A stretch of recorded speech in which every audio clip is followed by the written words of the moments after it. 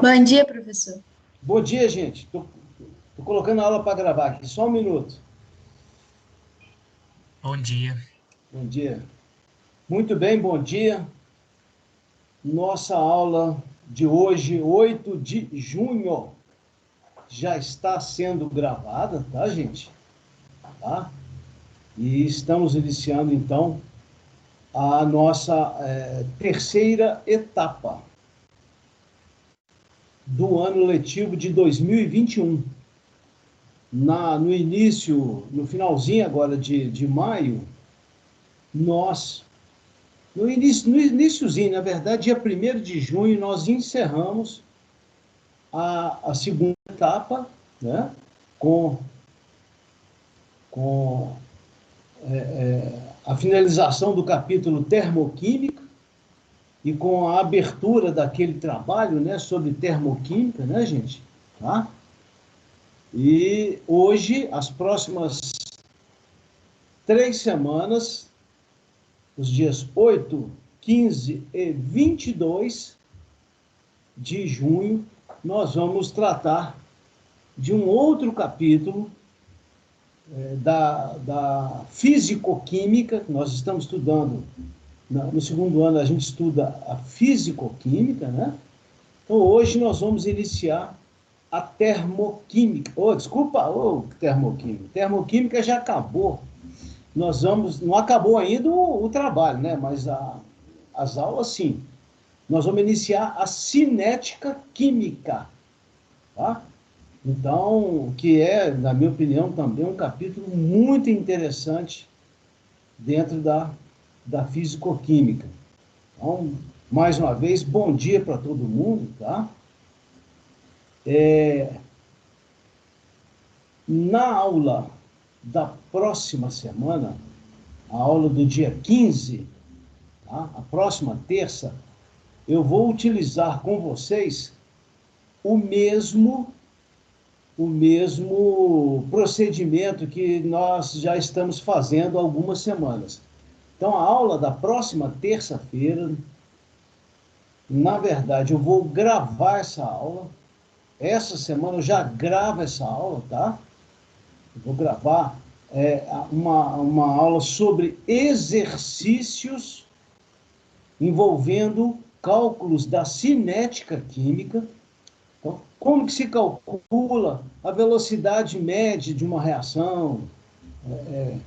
Como é que eu monto um gráfico de velocidade?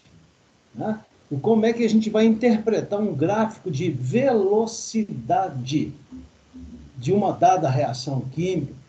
Então, eu vou preparar essa aula naquele formato que vocês já conhecem, né? Eu vou de próprio punho, à mão, né? O professor velho tem isso, né? Eu mesmo, numa folha, eu vou resolver exercícios. Essa lista de exercícios estará disponível na sala do Moodle ainda essa semana, tá? Já está praticamente pronto. Eu vou elaborar uma lista de exercícios sobre cinética química e vou resolver esses exercícios. Talvez nem todos, eu vou fazer uma lista lá com 15 a 20 exercícios de cinética, tá? E vou resolver alguns. E gravar essa aula da resolução dos exercícios. Então, a aula nossa, só reforçando, do próximo dia 15, vai ser uma aula gravada, assim como a gente já vem fazendo, né? Tá? E nessa aula, a gente vai resolver exercícios. A aula do dia 22, não, vai ser uma aula, tal como hoje, vai ser uma aula online, ao vivo, onde nós vamos finalizar o capítulo cinética química e eu vou abrir um questionário. Cinética química não vai ser trabalho como está sendo termoquímica, não. Tá? cinética química vai ser um questionário lá na sala do Moodle, naquele mesmo formato. 3 tentativas, 24 horas para cada tentativa. Vai ser aquele mesmo formatozinho, tá? Sei lá, vou pôr lá umas 10, 12 questões, até um pouco mais, umas 15 questões, tá? De 10 a 15 questões no questionário, de múltipla escolha, no mesmo formato que você já conhece. Ok, gente? Tudo bem? Podemos começar? Deixa eu ver se tem alguma pergunta aqui na conversa. Ok. Então vamos começar, então. Eu vou... Se alguém tiver alguma pergunta, fique à vontade para qualquer momento. Pode interromper, me chama, que aí a gente tira a dúvida. Ok? Muito bem. Então, eu vou compartilhar agora com vocês a minha janela.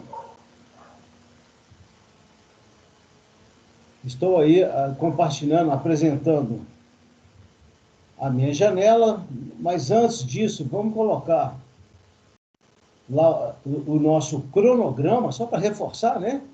Aula de hoje, nós vamos iniciar a cinética química, ok? Tá? Vamos, no dia 15, dar continuidade à cinética, só que esse cronograma aí, eu vou alterar ele um pouco. Esse assunto do dia 15, que é a teoria das colisões, complexo ativado, energia de ativação, nós vamos falar nisso hoje, tá? Eu vou puxar, eu vou subir esse assunto aí, ó, a parte teórica do capítulo, por isso que chama teoria, né, lá? Teoria das colisões. Essa é a parte teórica, conceitual do capítulo. Eu vou subir isso para a aula de hoje, tá? Eu vou subir isso para a aula de hoje, e no dia 15, a aula vai ser gravada e será de resolução de exercícios. Esses exercícios serão a base do questionário, serão a referência do questionário. Ok, gente? Muito bem. E aí a gente encerra o capítulo lá no dia 22, né? Com a última parte, que é essa parte aqui, ó, que é a parte dos fatores que interferem, os fatores que alteram, né? Os fatores que modificam a velocidade das reações químicas. Então, isso é importante. No nosso dia a dia, na nossa vida cotidiana, é muito importante. Algumas reações químicas...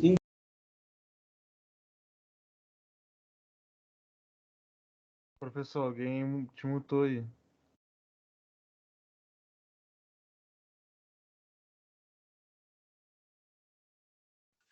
Professor, você está mutado.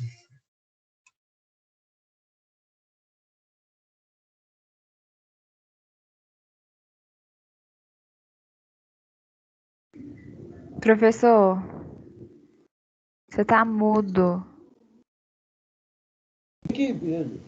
E agora? E agora? Agora Estão me voltou. escutando? Agora voltou. Gente, é que eu não restringi ninguém a falar. Alguém que me mutou aí, tá? Não fui eu, não. Então tá. Vocês escutaram alguma coisa do cronograma que está aí projetado? Escutaram, né? Essa última parte aqui dos fatores é que acho que vocês não escutaram. Gente, se novamente eu tiver mutado, me avisem imediatamente, tá? Não deixem de avisar. Então, nós vamos fechar. Professor, foi eu sem querer, eu apertei o botão. Sem problema, sem problema. Não tem problema nenhum. Tranquilo? Isso acontece. Tá? Mas aí, se eu tiver mutado, né? Aí me avisa, não deixa eu ficar falando aqui, conversando com meu amigo computador aqui, não. Eu quero conversar com meus amigos alunos, né? Tá? Ficar falando aqui igual doido, não. Muito bem. Então, vamos lá. Vamos passar, então, para a cinética química. O nome cinética química, ele já é bem sugestivo, né, gente? Se a gente for lá na física, lá na mecânica da física, vocês já estudaram, né? A gente tem lá ó, a estática, a cinemática e a dinâmica, lá na física, né? A cinemática, ela estuda a velocidade dos corpos, né? Tá? Então, lá se estuda a velocidade média de um corpo, é o espaço percorrido pelo intervalo de tempo, né? E aceleração também. Então, lá na cinemática,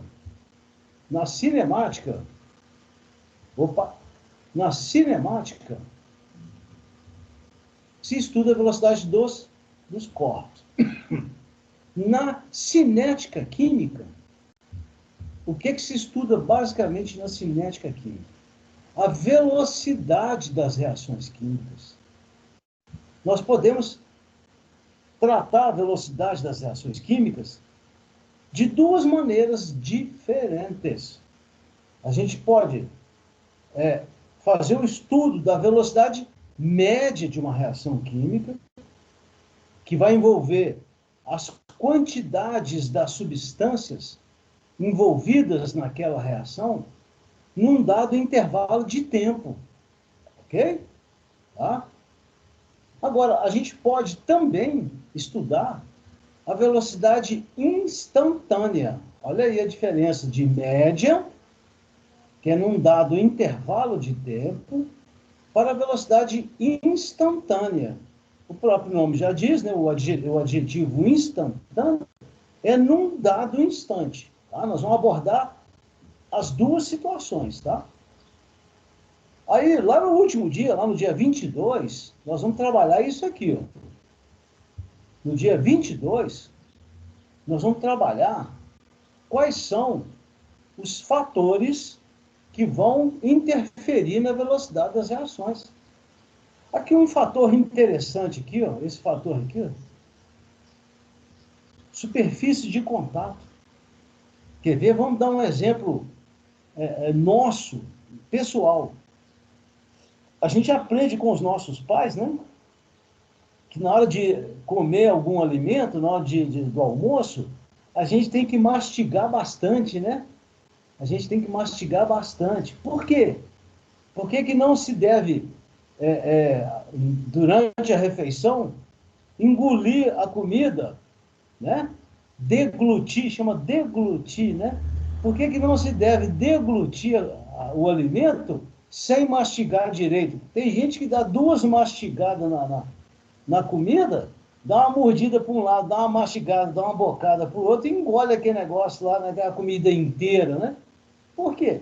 Porque o nosso estômago tem o suco gástrico, que é a primeira etapa. Na verdade, a primeira etapa da digestão é na boca, né? É a mistura da saliva com as enzimas, né? Que vão ali metabolizar os alimentos. Mas na hora que chega no estômago, cai lá no suco gástrico, aí sim que a digestão começa para valer, né? Se você mastiga bem, aquela digestão será mais rápida, será mais bem feita, né? Então, existem esses fatores, são 4 fatores, que nós vamos trabalhar nessa aula do dia 22, ok? E agora também, eu vou falando aos poucos, né? Mas vamos lá.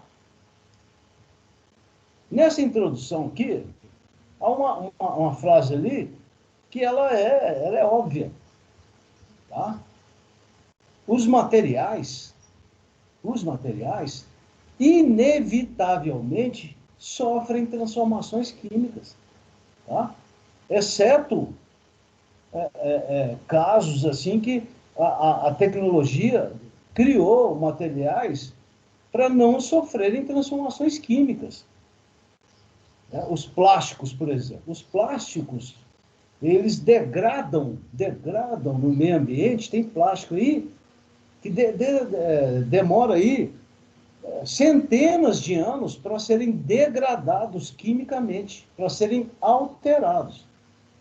Outro exemplo, o aço inoxidável.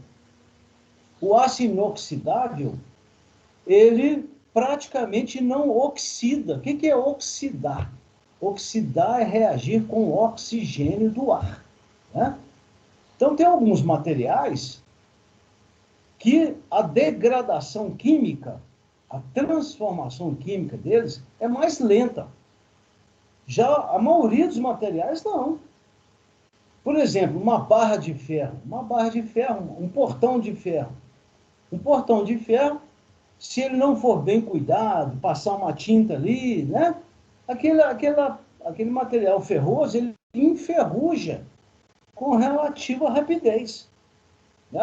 Uma barra de ferro não tratada, ela, em questão de semanas, ela começa a aparecer a ferrugem. Nada mais é do que a formação do óxido de ferro, é uma reação química. Outras substâncias, então, elas se transformam em reações químicas, por meio de reações químicas, muito mais rápidas, em intervalo de tempo de segundos. Exemplo claro, as reações de combustão. Vocês acabaram de estudar isso na termoquímica. Aquele exemplo que eu pus lá para vocês, não sei se vocês estão lembrados lá, daquele exercício que eu fiz lá, né? Aquele exercício de cálculo de calor, o caminhão que explodiu lá em Contagem, né? Tá? Toda explosão é uma reação de combustão de intervalo de tempo muito curto. São reações rápidas, né? Então, a gente tem reações lentas, a gente tem reações químicas, transformações químicas rápidas, mas, inevitavelmente, as substâncias se transformam em outras. Isso é o que a gente vai estudar na cinética química. E mais, a engenharia química e os químicos, o pessoal também da área de mineração, da metalurgia, né? Esses profissionais, a tecnologia desenvolvida nessas áreas, ela é desenvolvida, a tecnologia, de modo a ou aumentar ou a diminuir a velocidade das reações químicas. Tem reação química que não é interessante que ela ocorra. Quer ver o exemplo? Aqui o exemplo bacana aqui, está aqui embaixo. Aqui, ó. Aqui. Quando algum alimento ele é guardado, ele é produzido para ser comercializado, ou mesmo em casa, quando você faz aquelas conservas, né, em casa, o objetivo qual é? É que aquele alimento estrague. Quando o alimento estraga, ele se decompõe, ele se deteriora, né? Principalmente se estiver em contato com oxigênio e com bactérias, né? Então, nesse caso desse exemplo aqui, o objetivo é evitar que a decomposição desse alimento seja rápida, é fazer com que sua decomposição seja lenta. Tá? Daí a necessidade de se usar nos alimentos industrializados, de se usar substâncias que a gente chama de conservantes. São os conservantes químicos, né? Tá? Eles são nocivos à nossa saúde? Olha, os conservantes químicos, se usados com moderação, pequenas quantidades, eles têm o nosso organismo tem uma tolerância a isso, né? Não se pode consumir alimentos industrializados em excesso, porque, por tabela, vai estar consumindo conservantes químicos em excesso. Mas, numa quantidade razoável, não tem problema, né? Tá? O ideal é comer só alimento fresco, né? Tirado da horta, mas nem sempre, aliás, quase nunca isso é possível mais. Já outras reações, O ideal é que elas aconteçam o mais rápido possível, para aumentar a produtividade, o rendimento da reação. Então, em alguns processos industriais, né, os engenheiros químicos, engenheiros de produção, o que eles querem é que a produtividade aumente. O que é isso? Quantidade de substâncias produzidas por intervalo de tempo, é aumentar a velocidade da reação. Inclusive para tornar essas reações mais economicamente viáveis, né? Muito bem. Olha lá o conceito de cinética bacana, é o conceito clássico aqui, ó. Opa! Olha o conceito clássico aqui. Caço, olha ele aqui.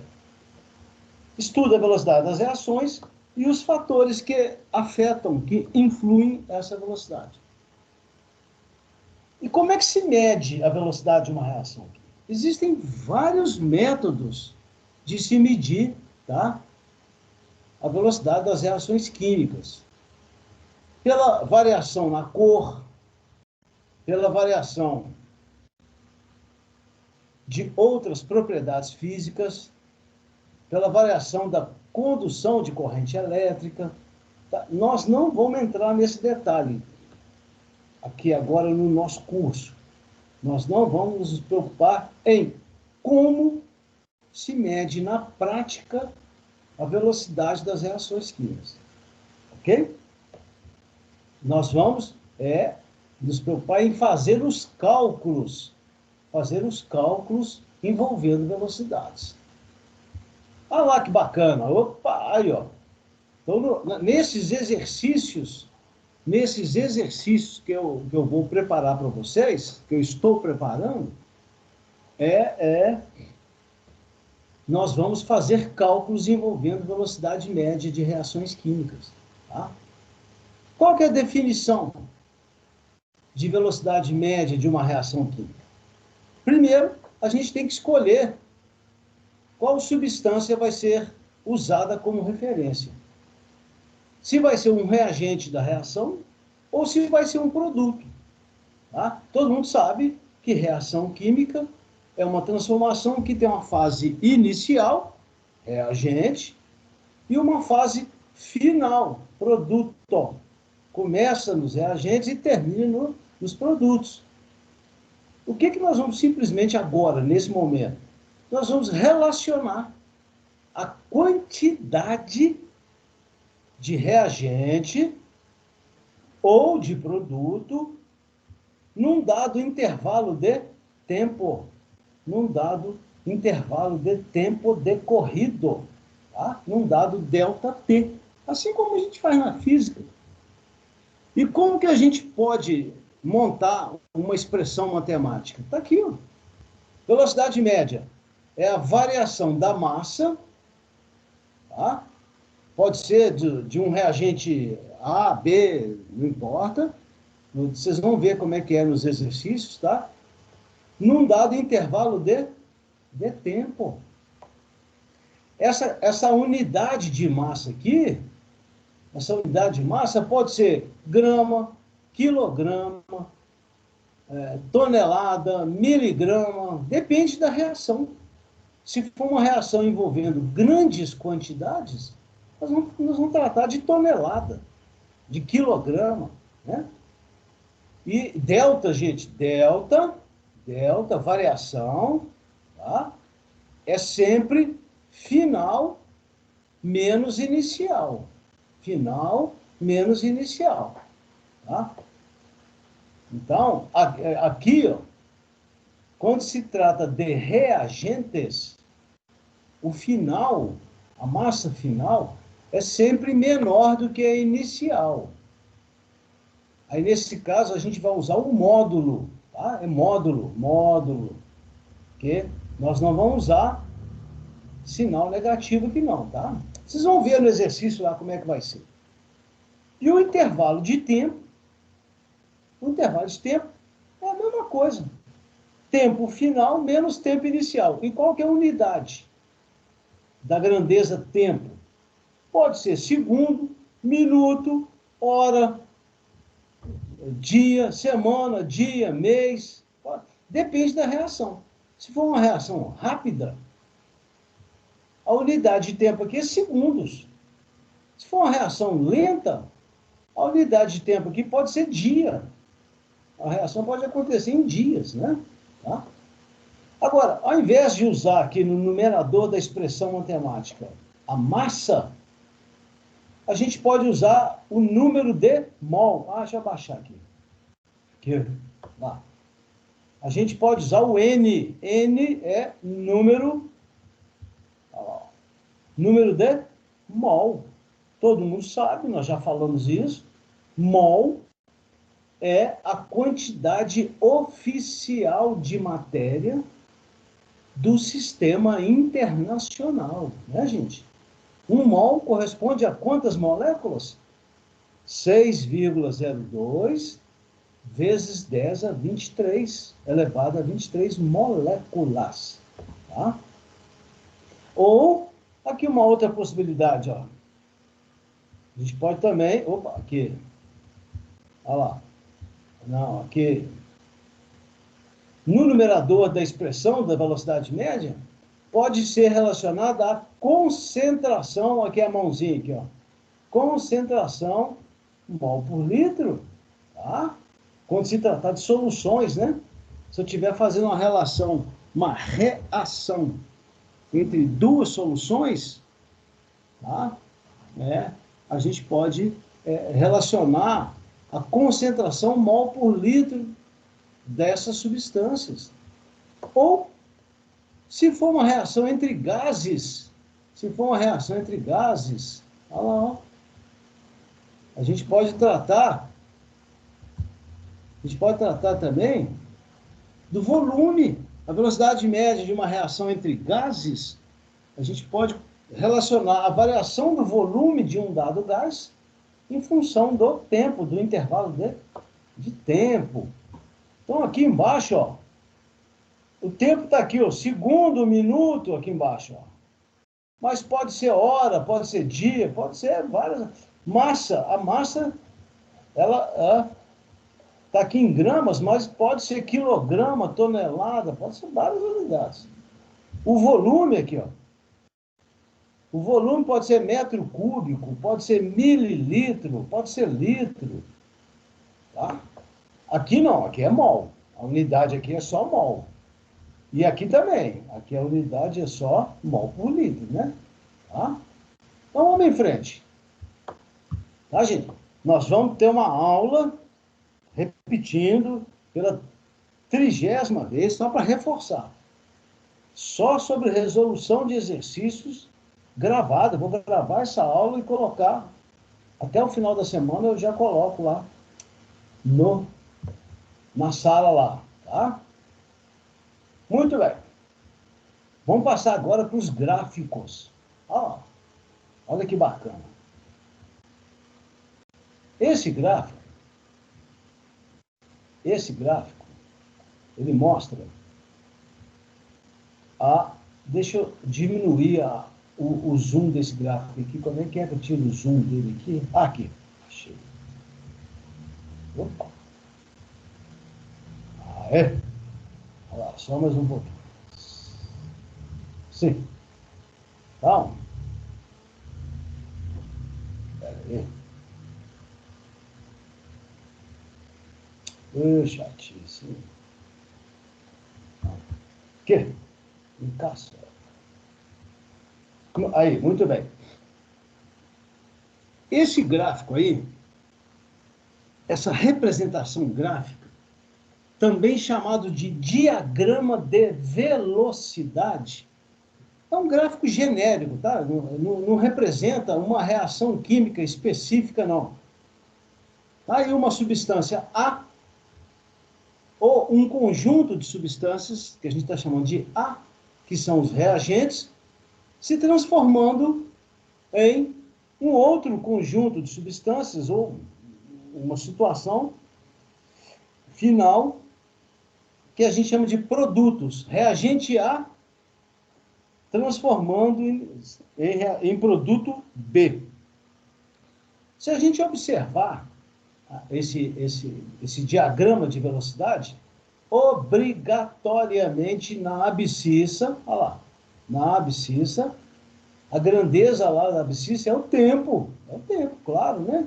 Tá? E na ordenada, aí sim a gente coloca a quantidade de substância.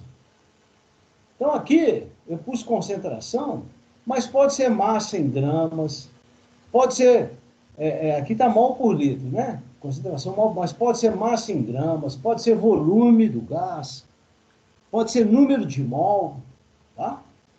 Esse gráfico ficaria melhor se aqui, a palavra aqui, na ordenada, tivesse escrito quantidade. Qualquer quantidade. Massa, mol, qualquer uma. Volume. Então, vamos ler isso aqui como quantidade, tá? Vamos observar o gráfico.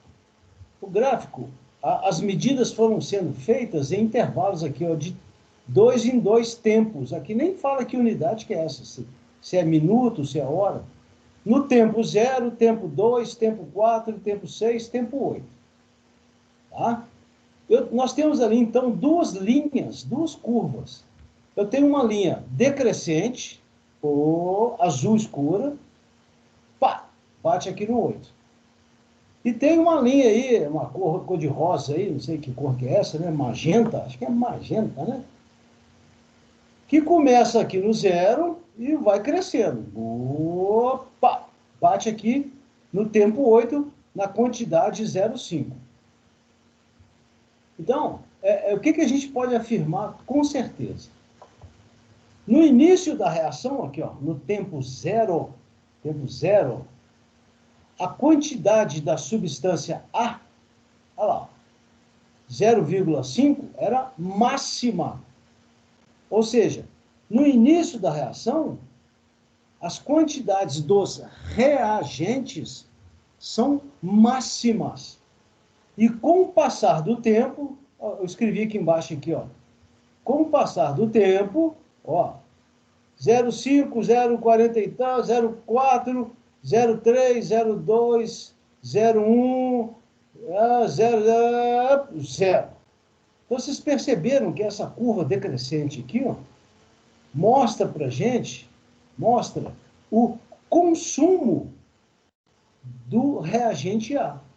Então, o diagrama de velocidade para os reagentes é uma curva decrescente. Olha lá, tudo, tá? Começa nesse valor aqui, que é o valor máximo, para esse exemplo, tá, gente? Para esse exemplo. Começa em 0,5 e vai caindo com o tempo. Por quê? Porque a substância A, ela vai se transformando, ela vai sendo consumida na reação. Então, essa curva decrescente azul escura aqui é a curva de consumo. Curva de consumo do reagente A. Nós vamos fazer, lá no exercício que eu vou gravar, eu vou fazer mais de um exemplo a vocês, tá? Fazer lá vários exemplos. Por outro lado, vamos pegar essa curva cor-de-rosa aqui, ó, do produto B. No início da reação, a quantidade de B era 0. Aqui, ó, 0. Tá? E à medida que o tempo vai passando, a quantidade de B vai aumentando. Olha lá, no tempo 2 está aqui, no tempo 4 está aqui, no tempo 6 está aqui, no tempo 8 chega a essa quantidade máxima aqui. Então, essa curva cor-de-rosa, ela é crescente. As quantidades de B vão aumentando. B é produto, né? As quantidades dos produtos vão aumentando com o tempo. Tá? Então, essa curva aqui, essa curva cor-de-rosa, é a curva de produção. É a curva de formação dos produtos. Ficou bem claro o que é um diagrama de velocidade? Basicamente, são duas curvas, uma decrescente e uma crescente. Decrescente é para consumo dos reagentes, crescente para produção, para formação dos produtos. Beleza? Bom, vamos em frente. Olha lá, a medida da velocidade, é aquilo que eu falei lá agora há pouco. Ela pode ser feita através de processos físicos ou químicos, tá? Os químicos usam análise de laboratório quantitativa, com amostragem sistemática, vão tirando amostras e vão fazendo análises químicas. Os físicos, eles são mais precisos, os físicos, tá? Eles são métodos fotométricos, são métodos refratométricos, aqui, ó, refração, são métodos condutimétricos, tá? Colorimétricos. Nós não vamos entrar nisso aqui agora, tá? Como que isso é feito na prática, nós não vamos parar por aqui, não. Muito bem. Velocidade instantânea de uma reação. Esse item vai ser lá na aula do dia 22. Então, nós vamos retornar na aula do dia 22 nesse ponto aqui, tá? Porque esse estudo da velocidade instantânea das reações, ele está diretamente relacionado com aqueles fatores que vão interferir na velocidade da reação, tá? Então, a gente vai voltar a esse ponto. Não acabou hoje, não. Ainda vou falar mais uns conceitos aí. Então, isso aqui fica para a aula do dia 22. Nós vamos falar desses dois caras aqui, ó. Eles são holandeses. Eram, né? São não, eles não. Olha lá, o Gutenberg e o Weige, né? Naquela época não tinha aparelho de barba, não. Os caras não faziam barba, não, né? Tudo barbudo, né? Tá? Então, nós vamos falar de velocidade instantânea lá na aula do dia 22, ok? Eu vou deduzir para vocês, eu vou fazer uma dedução no papel e mostrar lá como é que se chegou nesse resultado aqui. Como que se obtém essa expressão matemática para velocidade instantânea, tá? Como que esses caras aí chegaram nesse resultado, ok? Então, vamos para frente. Isso aí é só no dia 22, Tá, agora sim. Agora, vamos para a parte conceitual, tá? Tá aí uma pergunta bacana. Por que as reações químicas ocorrem? É uma questão muito, até bem óbvia, né? Bem simples, né? Aquilo que nós falamos no início da aula de hoje. Os materiais, sejam na natureza ou não, tá? Sejam por meio de processos artificiais, os materiais tendem a se transformar, tendem a reagir uns com os outros e dar origem a outras substâncias, tá?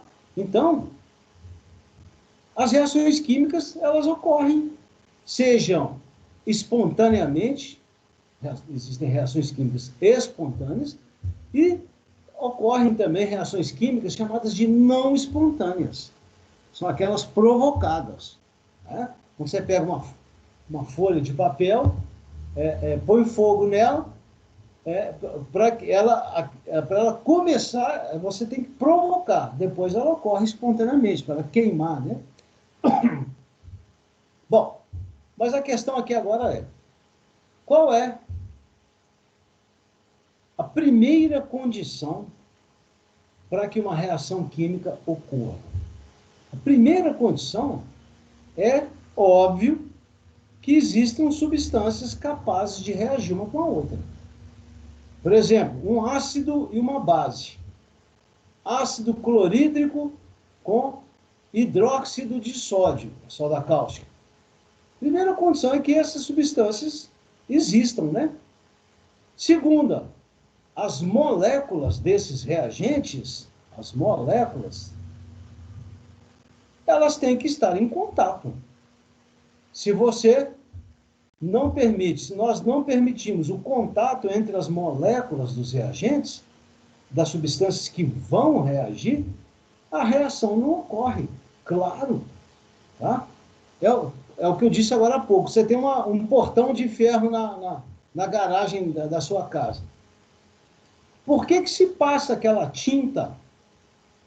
Primeiro lá, lixa, tá? Tira lá um pouquinho da ferrugem que tem lá, depois passa uma base protetora, chama Zarcão, né?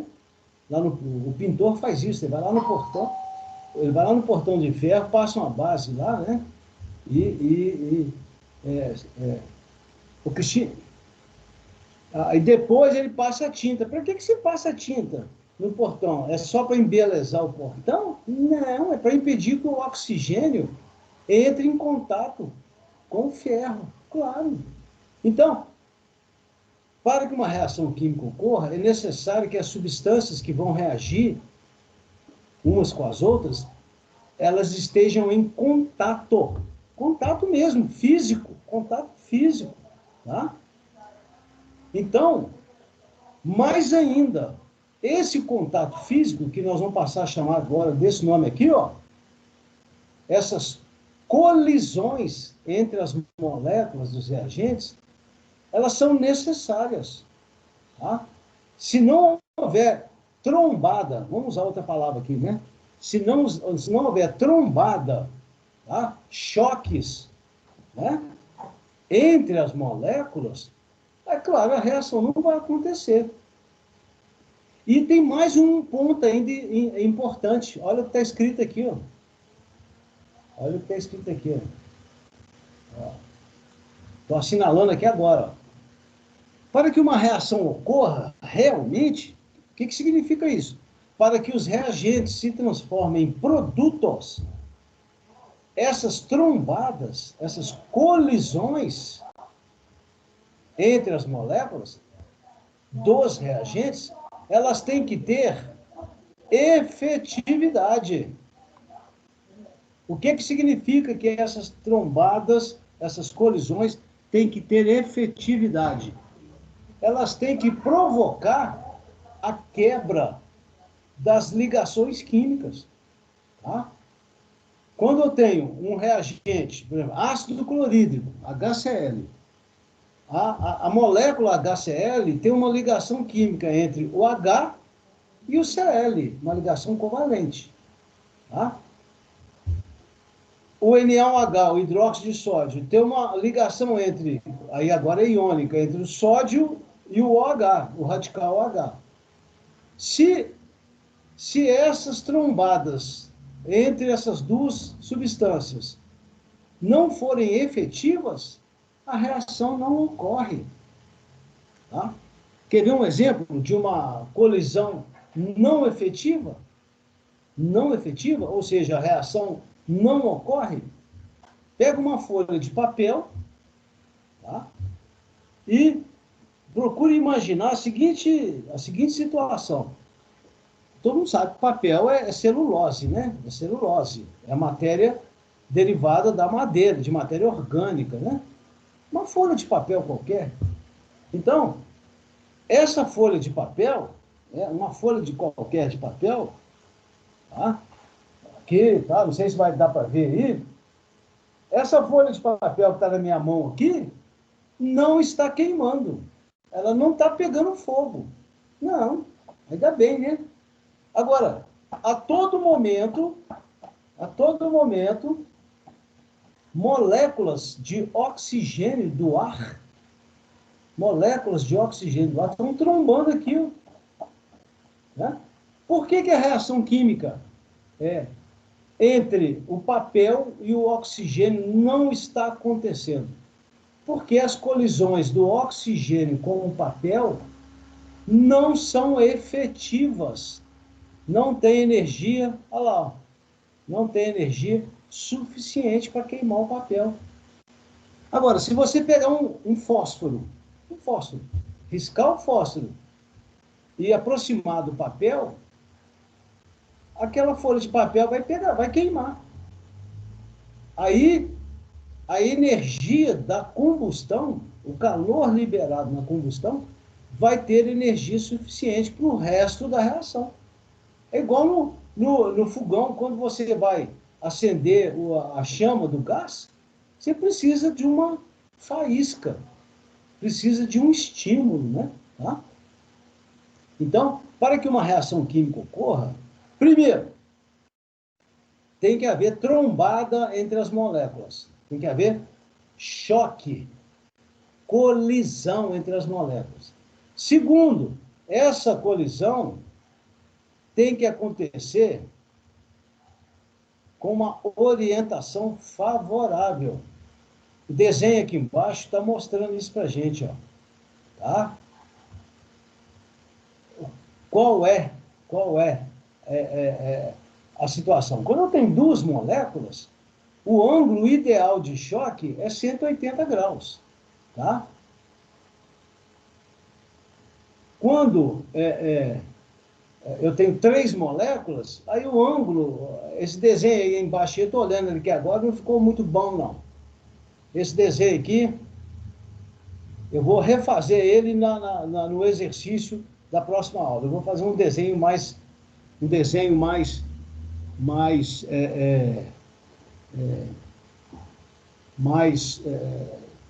claro. Esse aqui não ficou... A diferença está aqui, ó, na orientação dessa molécula branquinha aqui, diferentemente dessa aqui de cima. Aqui. Esse desenho aí não ficou bom, não. Eu vou fazer um outro desenho à mão e mostrar para vocês. Mas, para que a reação ocorra, é necessário que haja colisões, a orientação seja favorável. Eu vou mostrar como é que é isso, tá? Na gravação que eu vou fazer. E a energia da trombada, ela tem que ser suficiente para quebrar as ligações dos reagentes. Essa energia, opa, está acabando, tá, gente? 5 minutinhos, mais 5 minutinhos a gente acaba, tá? Mais 5 minutinhos. Essa energia, olha lá, ela é chamada, que energia? Aquela energia capaz de promover colisões efetivas. É aquela energia capaz de quebrar as ligações dos reagentes. Essa energia, que é aquela que torna as colisões efetivas, é chamada de energia de ativação. Tá? O próprio nome já é autoexplicativo. Energia de ativação é aquela que vai ativar a reação. Essa energia provoca quebra de ligações, torna as colisões efetivas, tá? E isso tem uma consequência. O conteúdo energético, então lembrando desse conceito lá da termoquímica, que a gente estava chamando de entalpia, o conteúdo energético vai aumentar. Olha o gráfico aqui embaixo, ó. Olha o gráfico aqui embaixo. Esse gráfico aqui é aquele que vocês já conhecem, estão lembrados? Lá da termoquímica, tá? Nós temos na abscissa o desenvolvimento da reação. Aqui, eu puxei isso aqui da internet, né? Está chamando de caminho da reação. O que é o caminho da reação? Ou desenvolvimento da reação? São os reagentes, olha lá, transformando em produtos. Só que lá no capítulo passado, no capítulo da termoquímica, nós aprendemos esse gráfico daqui, desse ponto, direto para cá.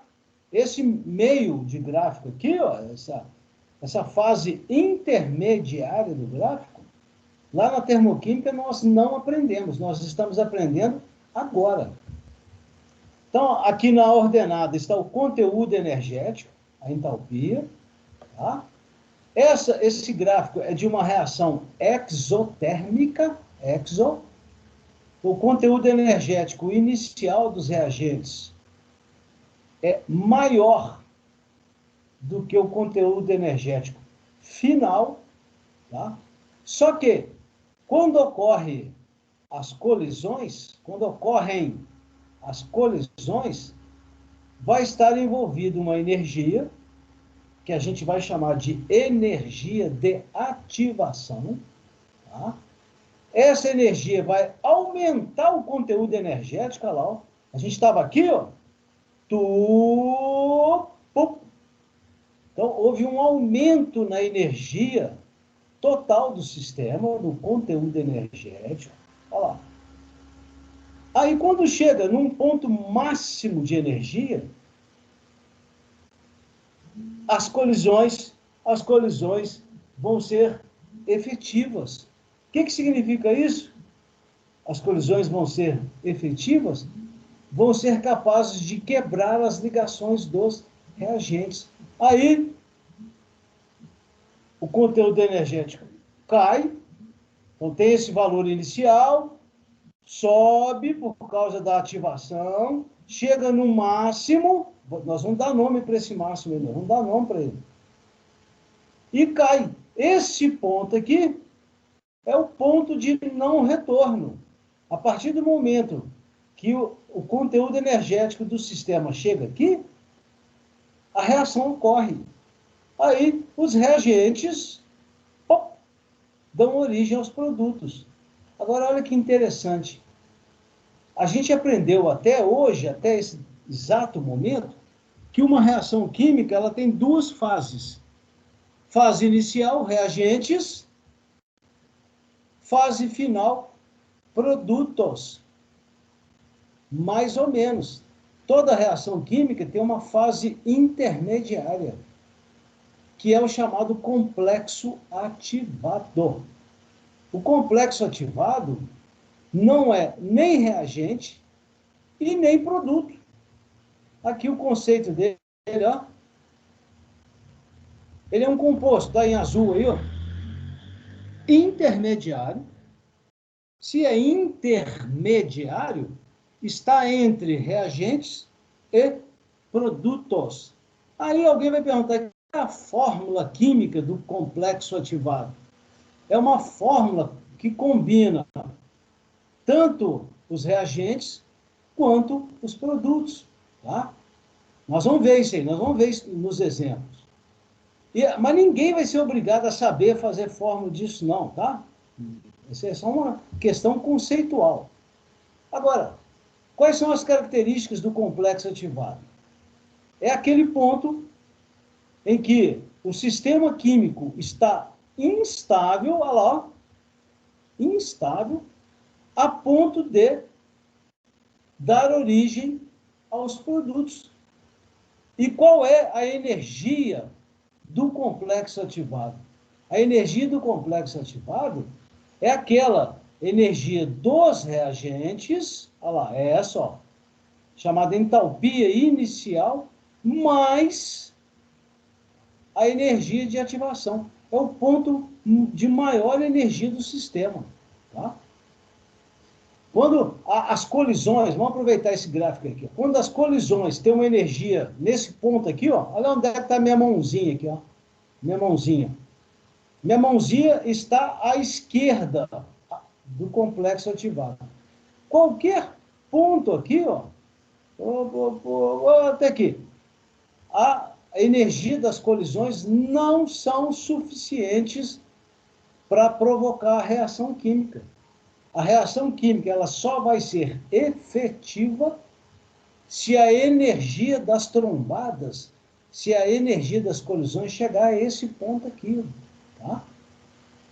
Tá ok? O que é complexo ativado? Composto intermediário de reagentes e produtos com energia, com alta energia, a mais alta energia do sistema, suficiente para produzir, para formar os produtos. E olha de novo o conceito de energia de ativação. O que é energia de ativação? Energia de ativação é aquela energia mínima capaz de ativar as moléculas. Olha aí o verbo ativar. Ou seja, quebrar as ligações das moléculas, fazendo com que as trombadas sejam efetivas. Aí a reação vai acontecer. Tá? Vamos ver aqui, ó. Olha lá. A gente pode representar a energia de ativação para reações exotérmicas. Quer dizer, então, que a gente está usando conceitos da termoquímica aqui? Claro. Tá? Inclusive, vai ter questão lá no questionário de vocês que vai envolver gráfico, diagrama de energia de reação exotérmica e diagrama de energia envolvendo reação endotérmica. Qual é a diferença dos dois casos? Exotérmica, conteúdo energético inicial maior, conteúdo energético final menor. Só que para ela acontecer, olha lá, ó, sobe, essa energia aqui chama energia de ativação, olha lá, ó, tá? Aí chega no complexo ativado, aí a reação ocorre. Nas exotérmicas, o calor é liberado, tá? Quando vem daqui e cai para cá, olha lá, o calor é liberado. O ΔH é negativo, né? Já na endotérmica, a situação é oposta. Eu tenho um conteúdo energético inicial menor, reagentes, um conteúdo energético final maior, produtos. Para sair daqui e chegar aqui, tem que absorver calor. O ΔH é positivo. Mas também aqui vai ser necessário uma certa quantidade, olha lá, de energia extra, chamada energia de ativação. É aquela capaz de ativar as moléculas dos reagentes. Aí, olha lá, acrescenta energia ao sistema, chega no complexo ativado, que é aquele composto intermediário, né? Naquele momento, nesse momento aqui, ó, nesse, as ligações dos reagentes, aqui, estão suficientemente fracas para serem rompidas. Por isso que a reação ocorre. Aí a reação, ó, caiu aqui, caiu. Ô, gente, a energia de ativação, olha aqui, ó, ela pode ser considerada como uma espécie de barreira energética para a reação química acontecer. Se essa barreira é como se fosse uma ladeira, um morro, você não tem que subir o morro do Gambá ali para assistir a aula, tem que subir aquela barreira. Aqui, vamos usar um raciocínio parecido, né? As colisões entre as moléculas dos reagentes têm que ter energia suficiente para romper essa barreira. Se não romper essa barreira, a reação não ocorre. Aqui também. As colisões entre as moléculas dos reagentes têm que romper essa barreira. Então, se as